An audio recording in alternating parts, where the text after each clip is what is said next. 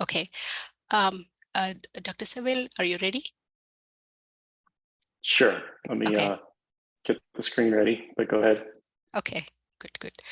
Good morning, everyone. Happy Friday. We had a little bit of hiccup today, but it got solved with respect to the Zoom link. So thanks for joining with the new Zoom link that was provided. Thanks to Dr. Saville as well. So today we have him present on the Bayesian Time Machine, accounting for temporal drift in multi-arm platform trials.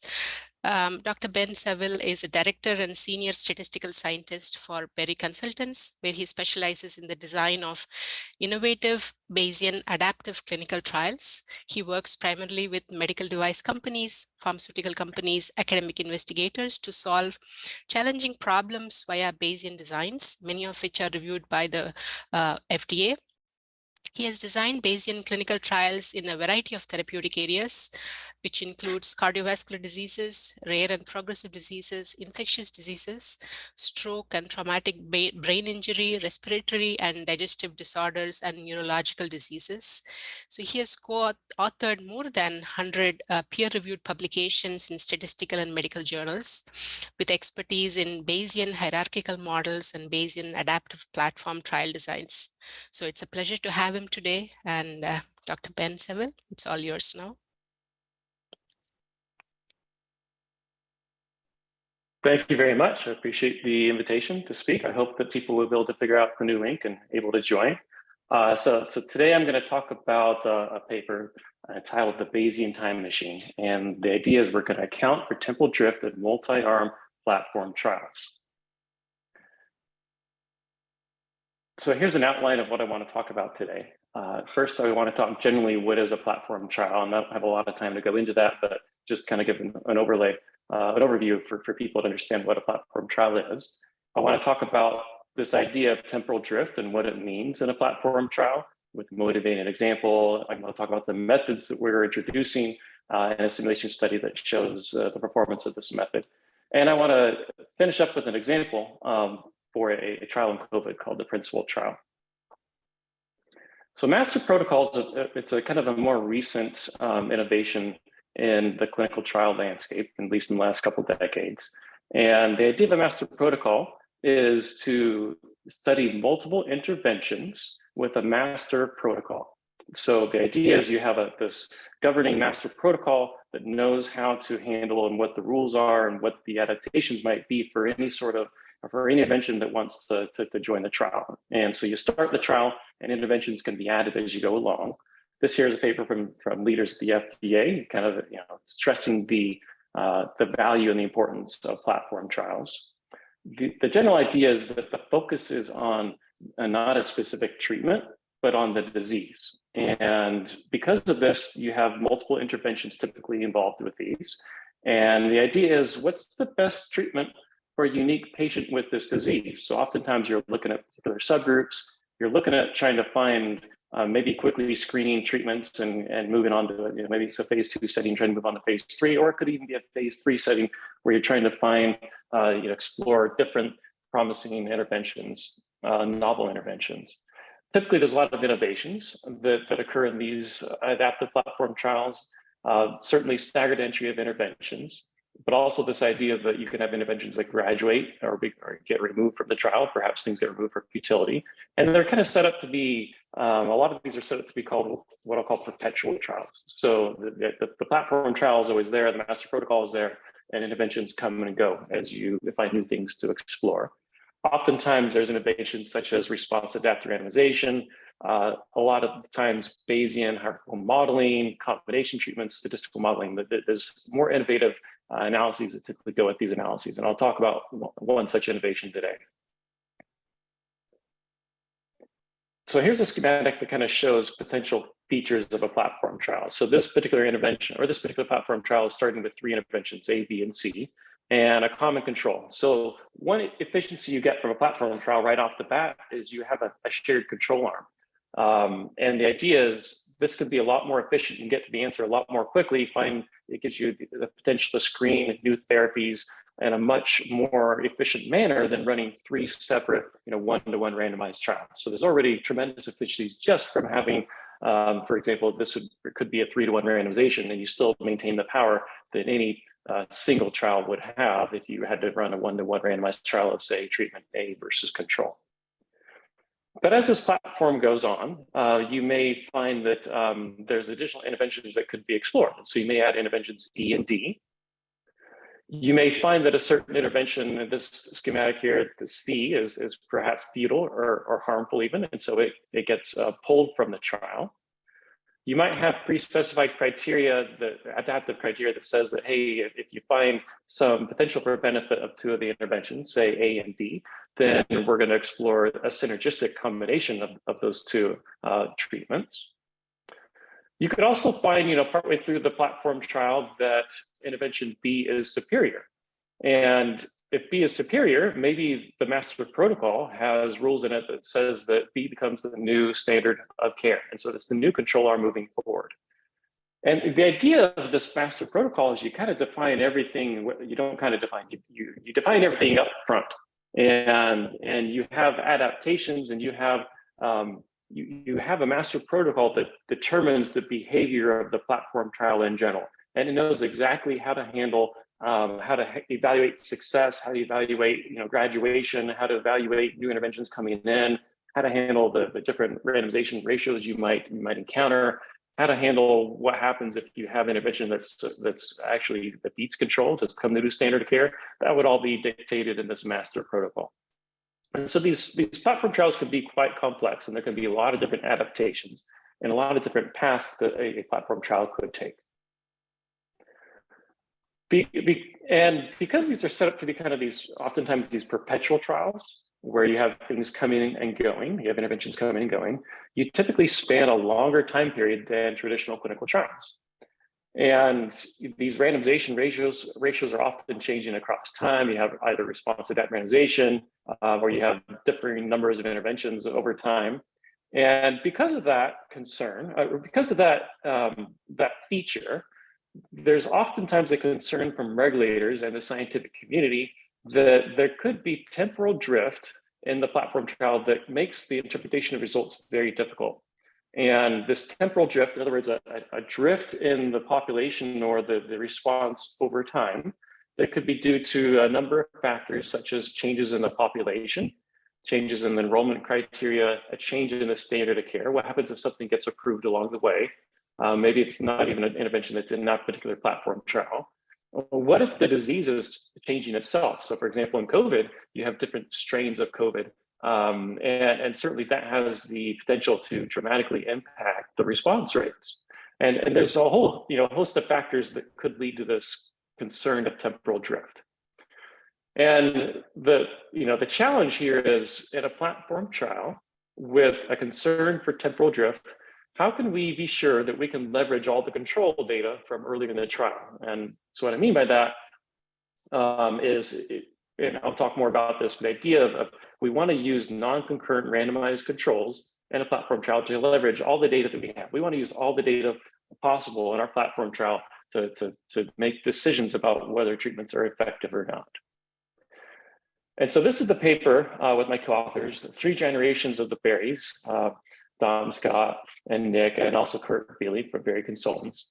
And this appeared in Clinical Trials last year. And there's certainly a lot more details in this paper than what I can talk about today. But for those wanting to kind of learn more and dive more into details, feel free to pull this paper up and dive in. And the paper starts by showing this figure of I-SPY 2. I-SPY 2, I think, is really kind of the poster child in the first platform trial started by Don Berry and others a couple decades ago. And, well, sorry, a decade ago, I should say. And the idea of this is a platform trial in breast cancer. And there's been over 20 interventions, since 2010. And you can see there's a common control at the very bottom, and all these interventions have kind of come and gone as the trial has gone on. And if we take a look at just one of these interventions, tucatinib, which looks like it started randomizing at about 2019.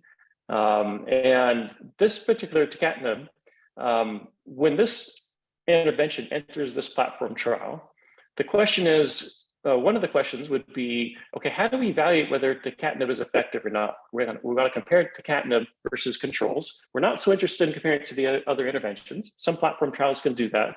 This particular platform trial is really just trying to compare each intervention versus control. Oftentimes when you bring multiple companies in, that's often one of the kind of basic understandings is they don't really necessarily want to be compared to the interventions. They really just want to compare to what it is they have to beat. And so the idea here is tucatinib, we could either compare the active treatment versus concurrent controls. In other words, controls randomized in the same time period that tucatinib was being enrolling.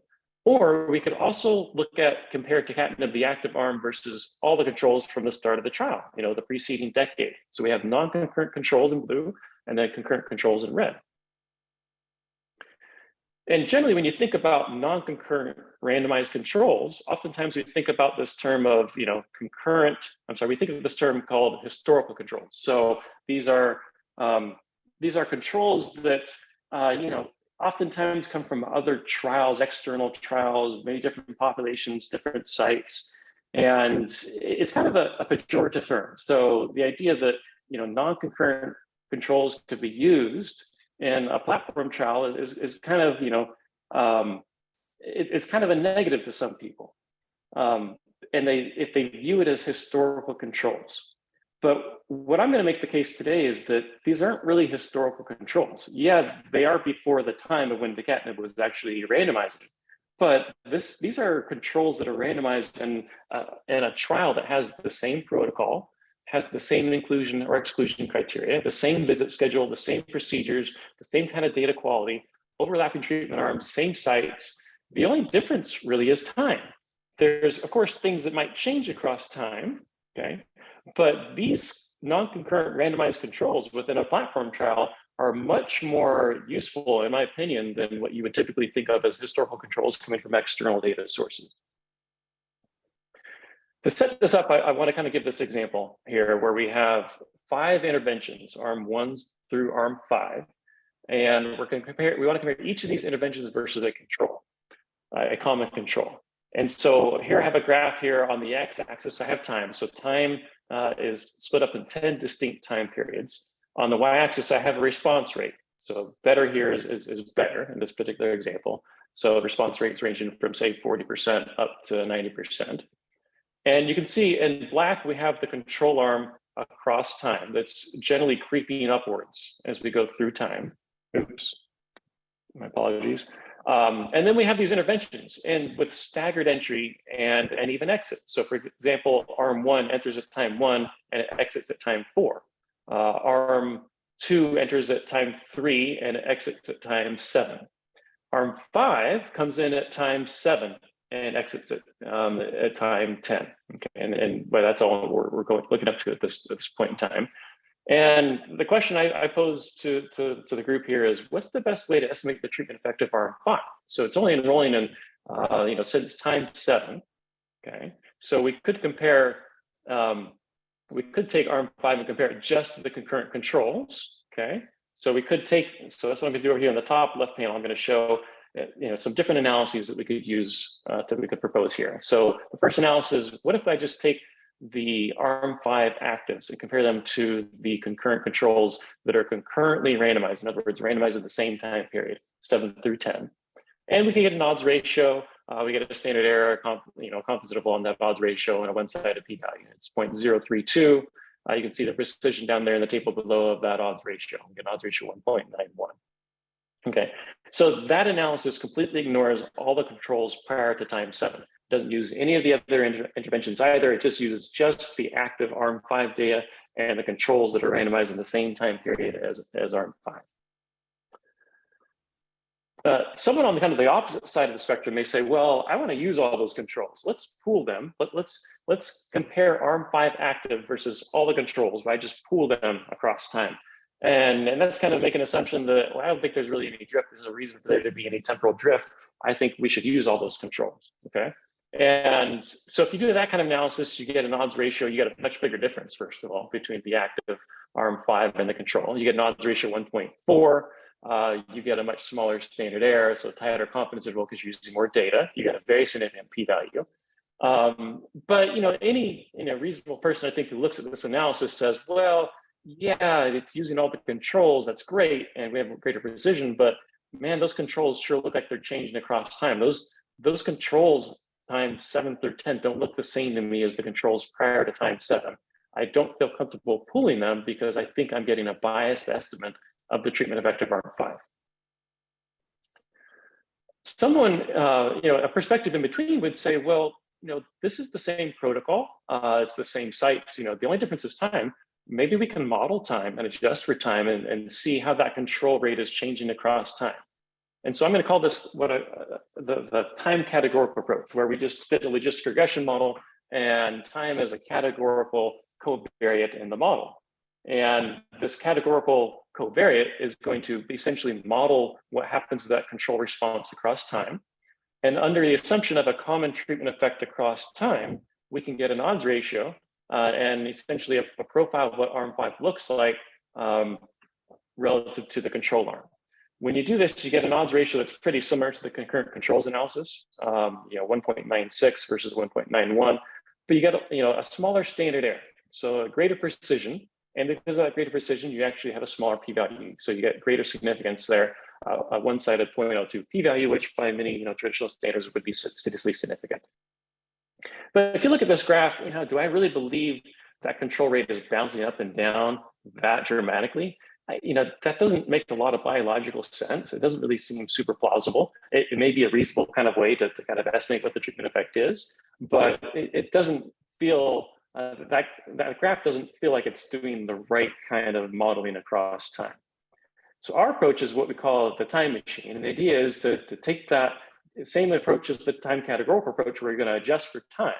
But rather than let things jump around so dramatically, let's smooth that estimate across time, kind of like a spline, and estimate under an assumption of a common treatment effect across time.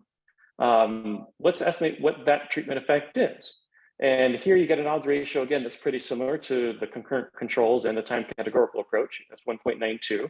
You get decreased, you get increased precision. So a standard error 0.315, which is smaller than both the time categorical and the concurrent controls analysis. Not as small as the pooled controls, but we also feel a little more confident this isn't going to have the same kind of biases as the pooled controls analysis. The Bayesian this is a Bayesian model inherently, just because of the way we set this up, and I'll talk more about the model. But the idea here is because it's Bayesian, we can't do a p-value, but we have a posterior probability that this treatment is beneficial, and it's 0.981, which is, that's greater than the kind of traditional 0.975 cutoff that one would typically see. So here's some, I'm going to leave a lot of the details, of course, to the paper, but I want to just generally talk about the mathematical structure of the Bayesian time machine. It's a second order normal dynamic linear model. And we've set it up to essentially be a generalized linear model where you could use any sort of link function to set this up. It could be a timed event data, it could be a binary response, could be continuous response. And the idea is you have this response, you have various, just like any linear model, you have an intercept, you have a theta, which is your treatment effect, you have covariates. Betas are your parameters for the covariate. So xi is a vector of could be baseline characteristics of individuals or the sites. There's various things that you typically adjust for, and could be the stratification factors that you use in your trial.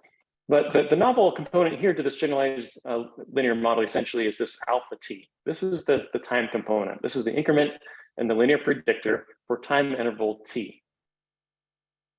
And so what do these alpha t's look like? How do we get this kind of smooth estimate of the response across time? And we do this by taking time and breaking it up into several buckets, t buckets.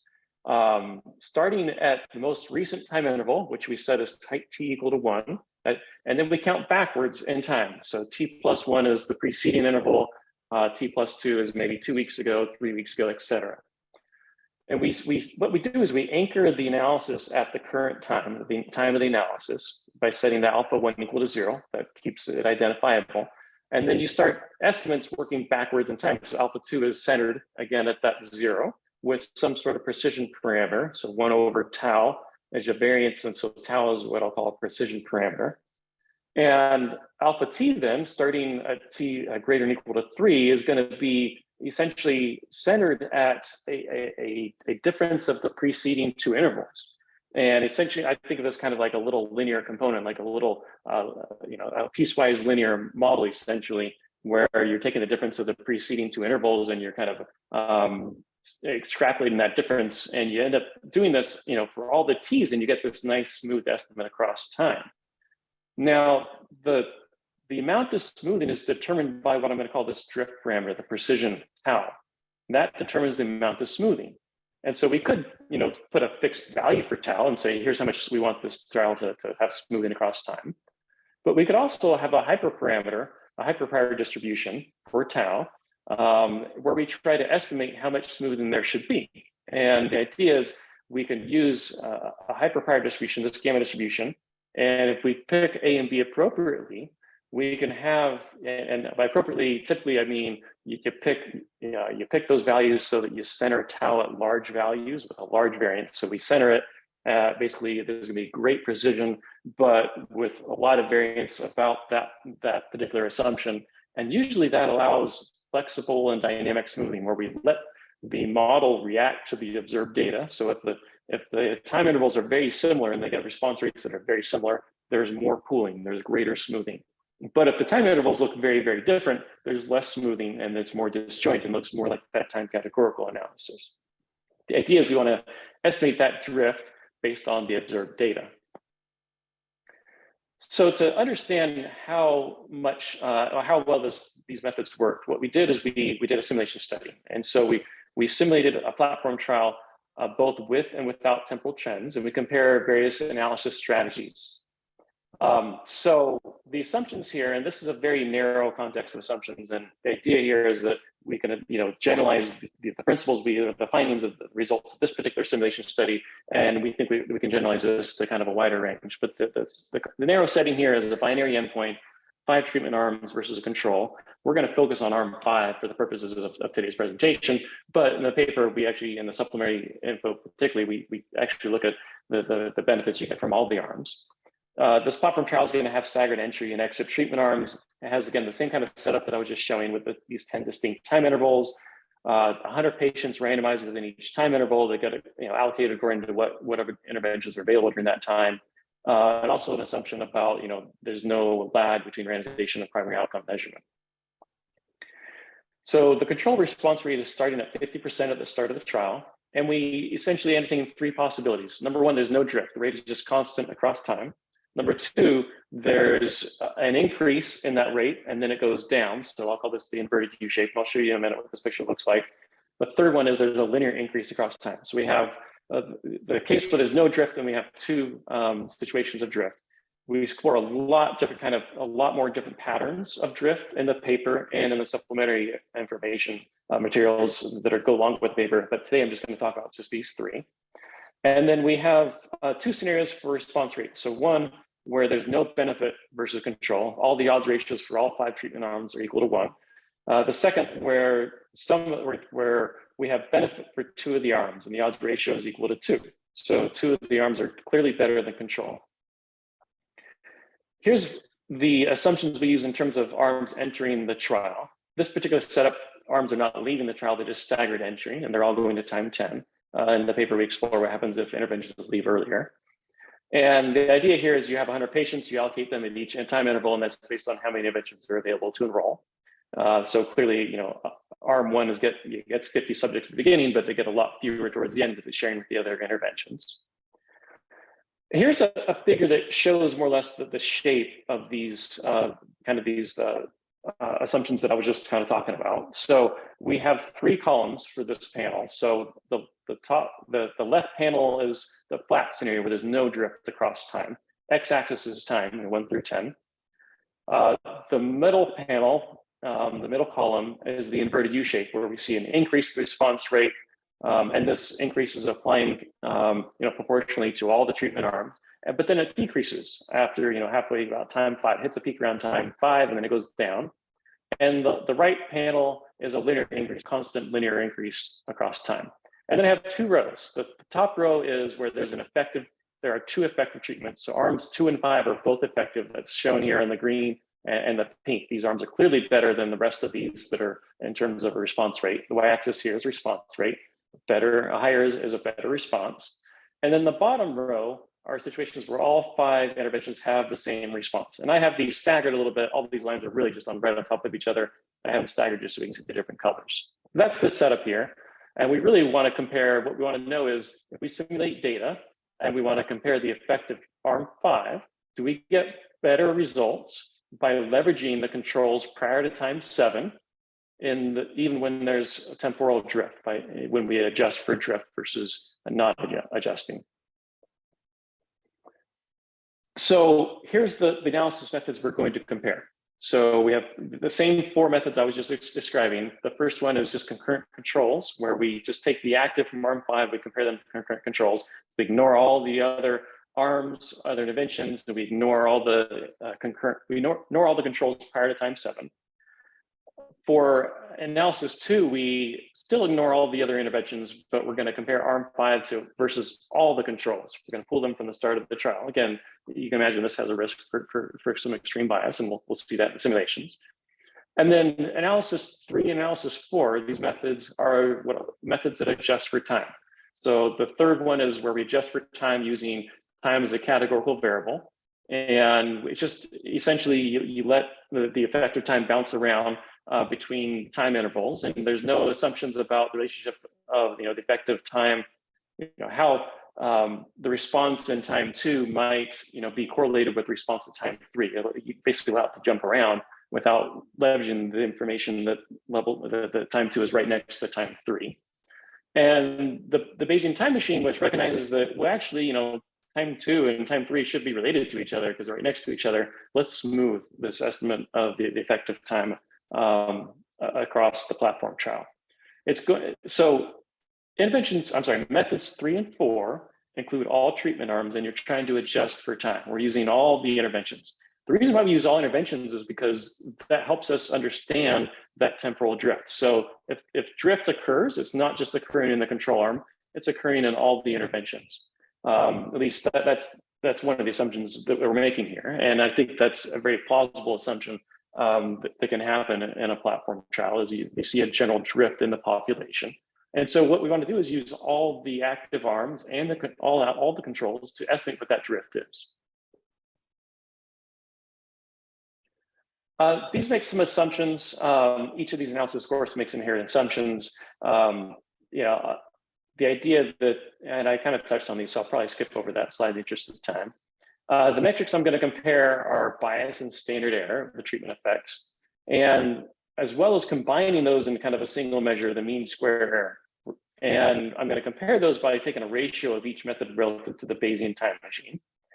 I'm going to look at statistical power. So you have a hypothesis test whether or not there's benefit of arm 5 versus control. And that's going to use an alpha of 0.025, one-sided alpha for p-values and a Bayesian posterior probability of 0.975 for the Bayesian analysis. And this is not, I will say this is not intended to be a comparison of Bayesian versus frequentist methods. You could have done Bayesian strategies for methods 1 through 3.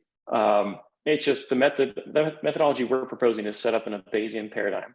There are probably alternatives that one could propose in a frequentist paradigm that would try to do this same sort of smoothing or perhaps a spline across time.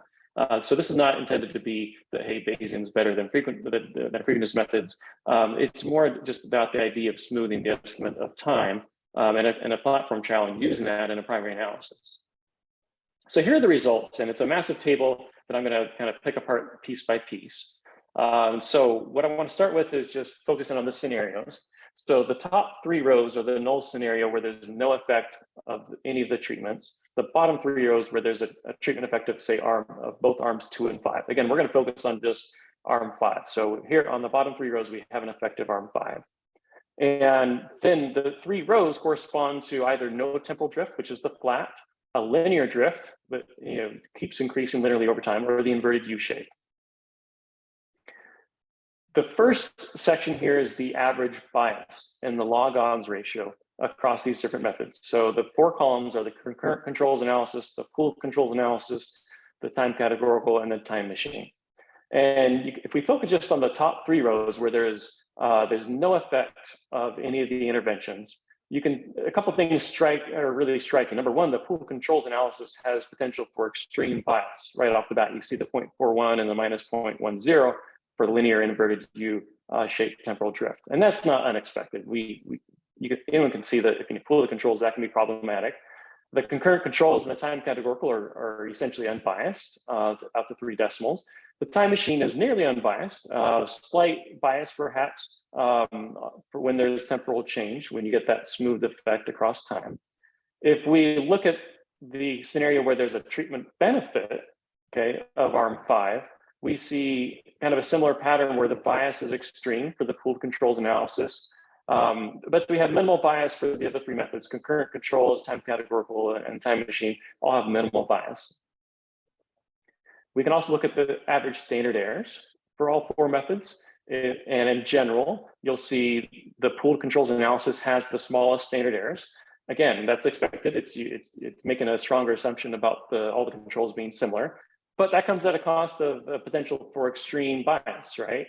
So maybe that's not what we want. And so we're really more interested in comparing the concurrent controls versus time categorical and time machine. And of those, you can see generally that the time machine has smaller standard errors than either the time categorical or the concurrent controls. The time categorical also has smaller standard errors than the concurrent control. So concurrent controls of those 3 has the largest standard errors, followed by time categorical and then time machine. If we try to combine the bias and the standard error into a single metric, comparing the MSE, the mean square error, so kind of variability about looking at both the bias and the spread of that bias, and we take a ratio so that smaller ratios means a smaller MSE.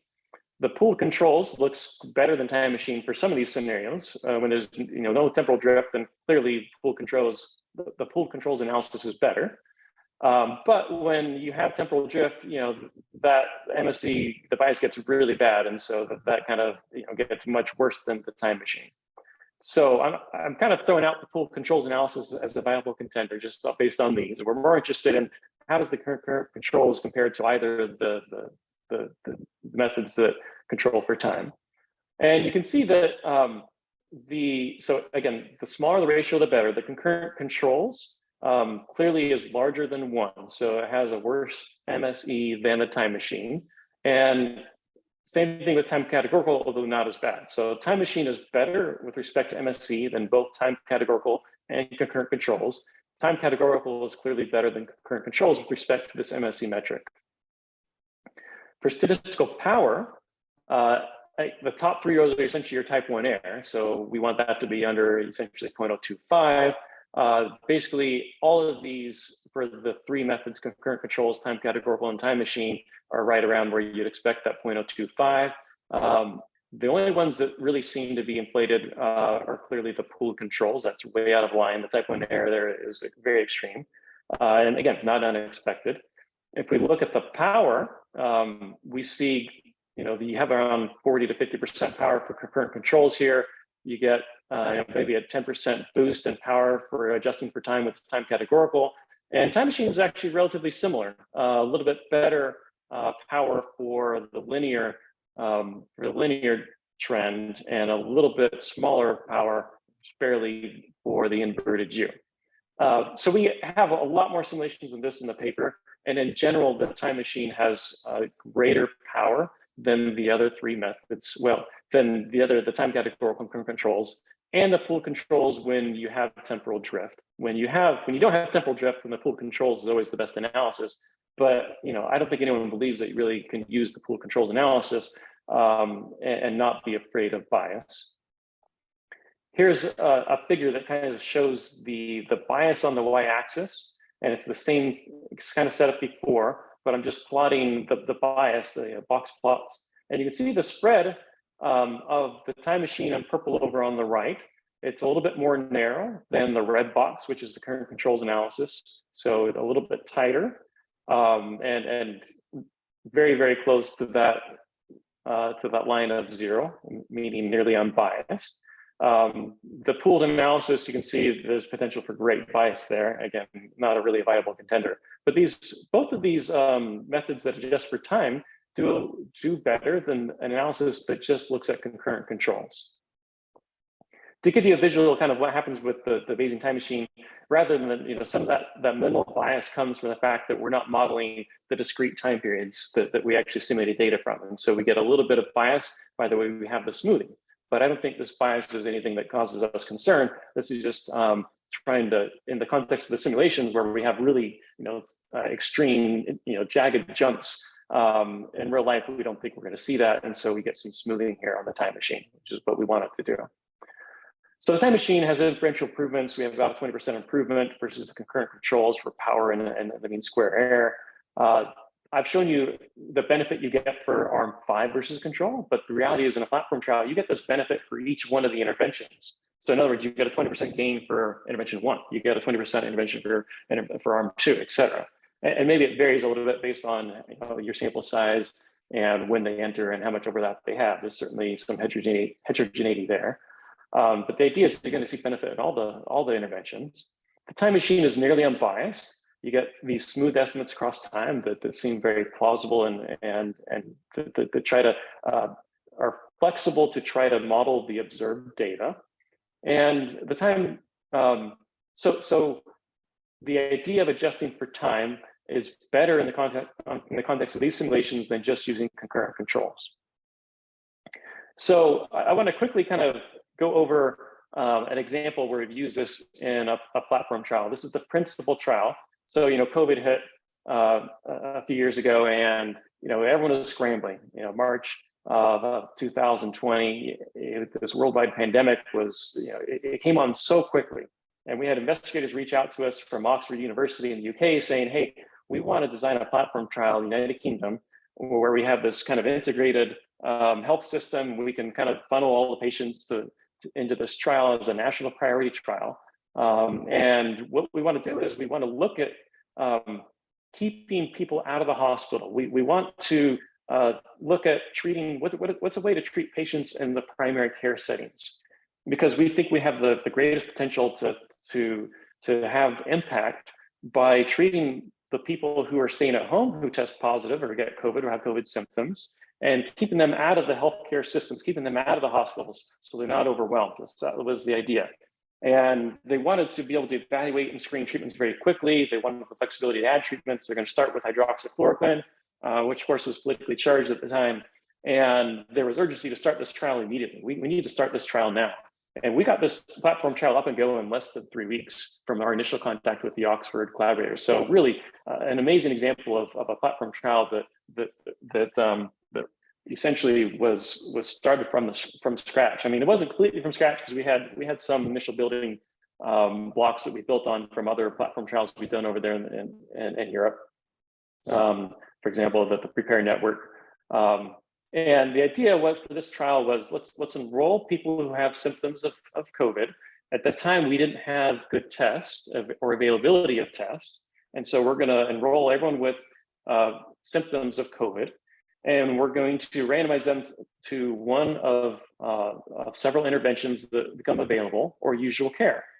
We're going to have frequent interim analyses. We're going to have response adaptive randomization where we react to the observed data. And we're going to really focus on 2 endpoints: the time to self-report recovery within 28 days. So they have a daily, patients are asked to take a daily diary, or they have a loved one or a caregiver take this daily diary for them. And also hospitalization or death as a binary endpoint within 28 days.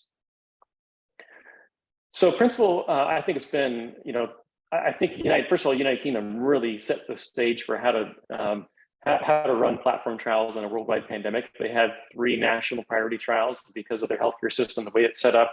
They were able to kind of funnel all potential patients in hospital settings who have intensive care units, and also in primary care settings such as this trial, where they're essentially able to target all 3 populations and try to push all 3 populations in one of these trials. They're going to be much more likely to give results than the kinds of trials that we often saw in the US, where everyone just ran off and ran their own individual trials to try to figure out, for example, if hydroxychloroquine worked. And so because they had this kind of healthcare system, this national healthcare system in place, they were able to get tremendous sample sizes and get answers in all 3 of these populations.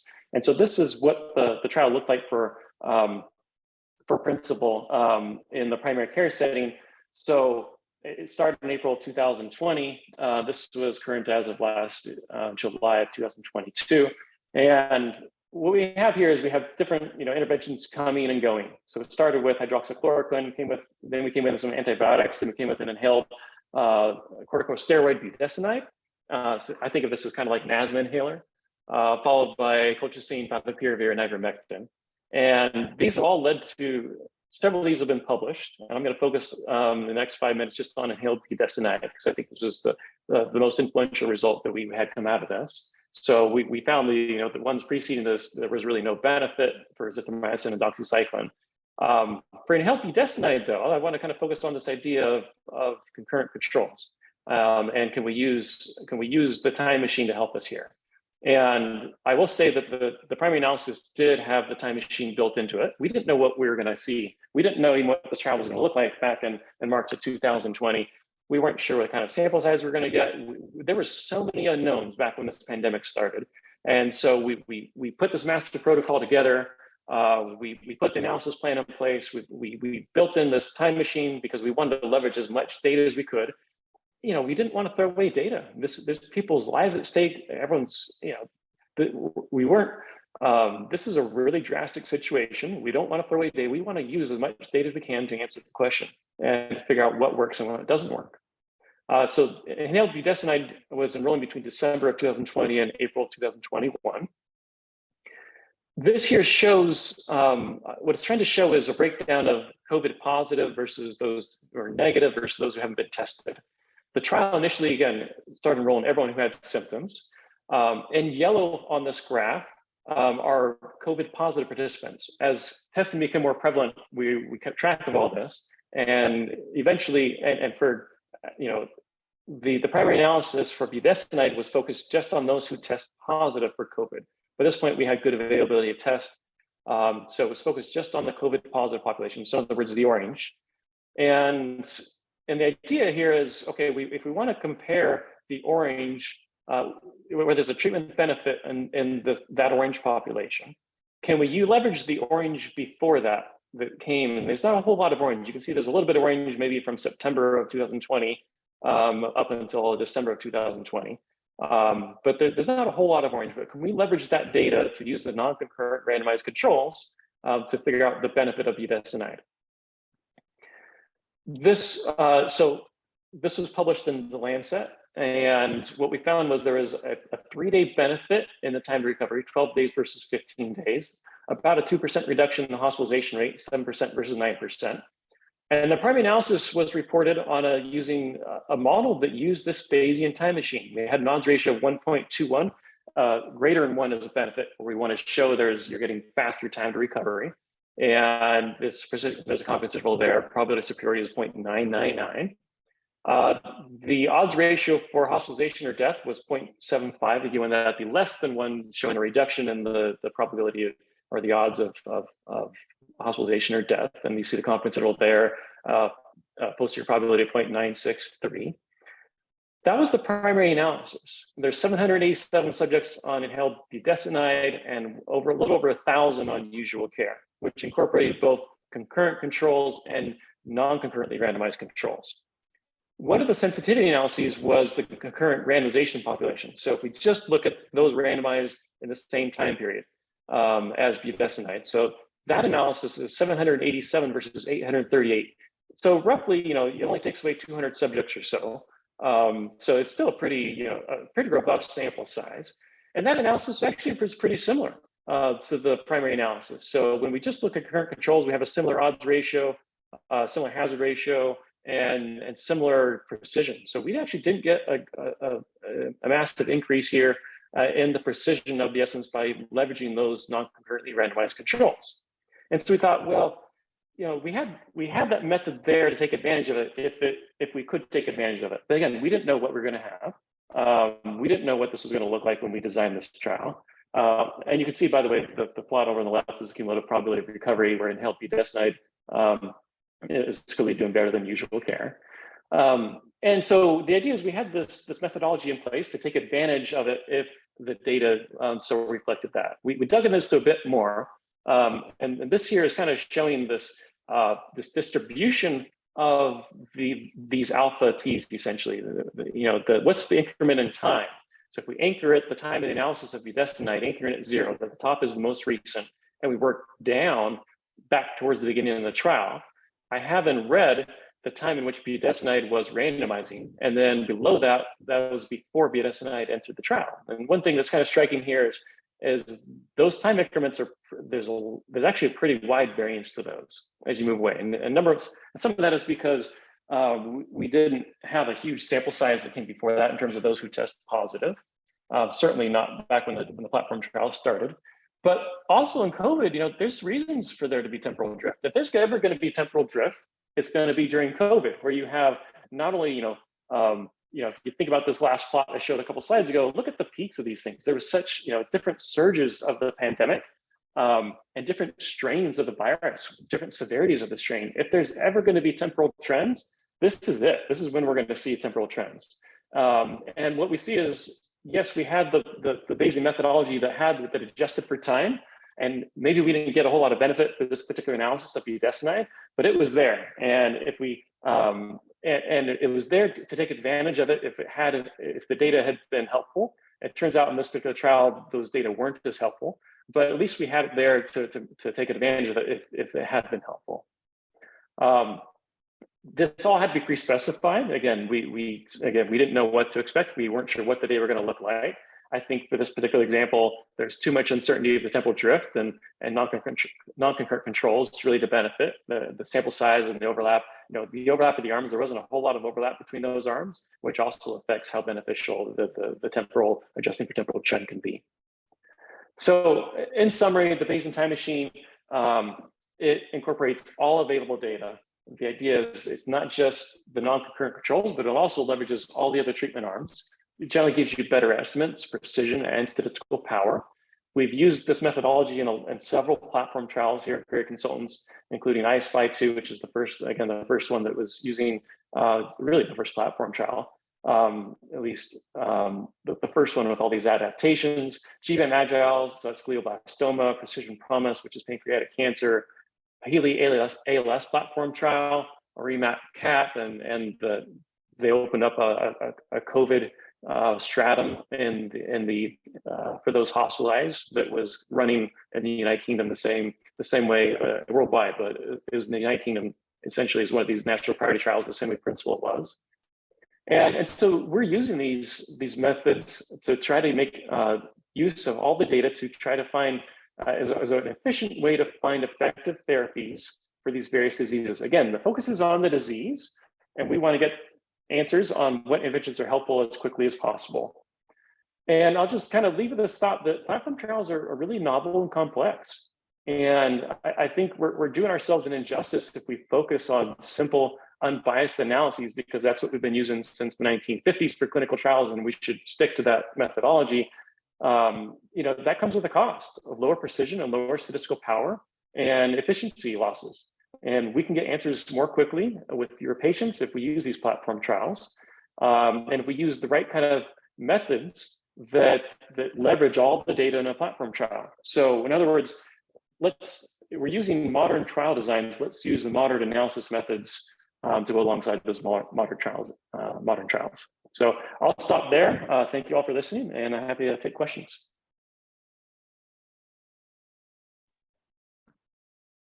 Thank you, Dr. Saville, for a great presentation. The floor is open to questions. You can use the chat, or you can unmute yourself to ask the question. Hi, this is Minji. Thank you so much, Ben, for this great presentation. I have a question about a special case. If there's a certain time being when there's no trial ongoing, within that time being, meaning no overlap, will the model still work?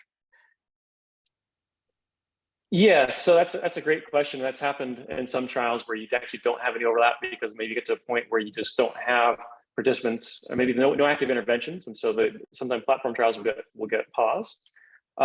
You may have to make some adjustments to the time bins when that happens. So, for example, the principal trial, we had 2-week time bins. And if you have if you say you had a 2-month pause, you're probably gonna have to make some adjustments for that particular interval where you say, okay, we're gonna lump all that in the same time interval. But yes, you can still use the methodology because you'll have this, the smoothing will take into account what has happened before and after, and just, essentially you're imputing kind of what would happen for the control time during that same time period, but you don't also have any data. So it's not going to create any additional bias in your estimates, I don't think.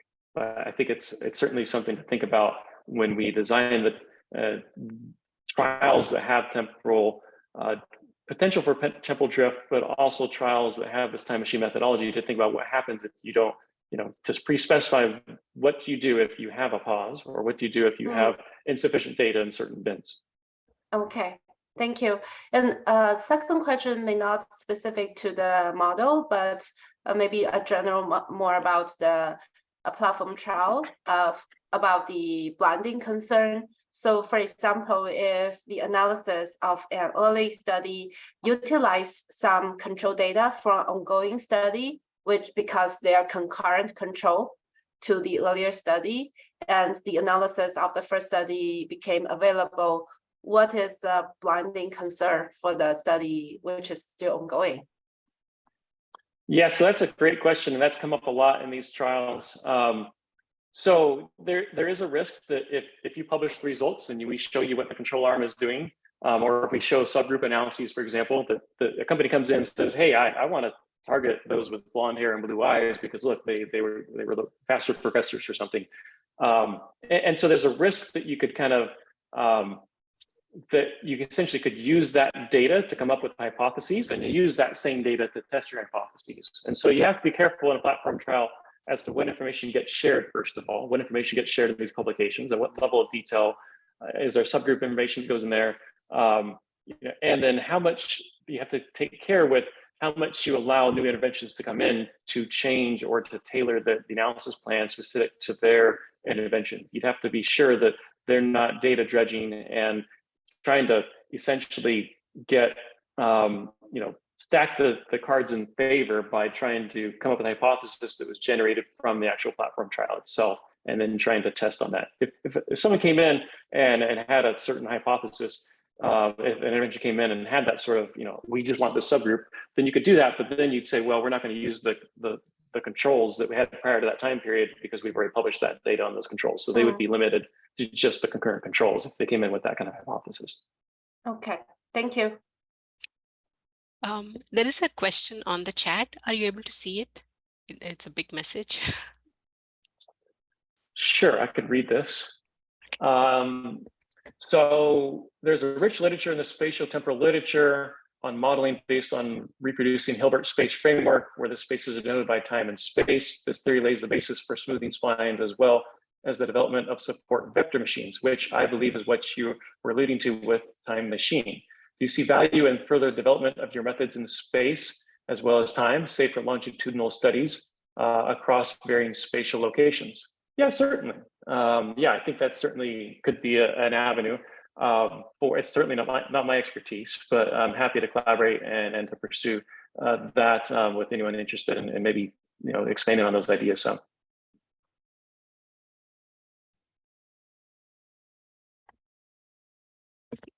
Any other questions?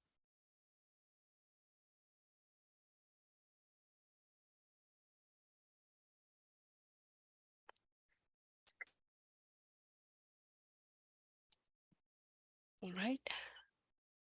I'm not seeing anything on the chat. All right. Looks like we don't have any more questions. Maybe I'll just give a few seconds for anybody to unmute yourself if there is a question that you would like to ask.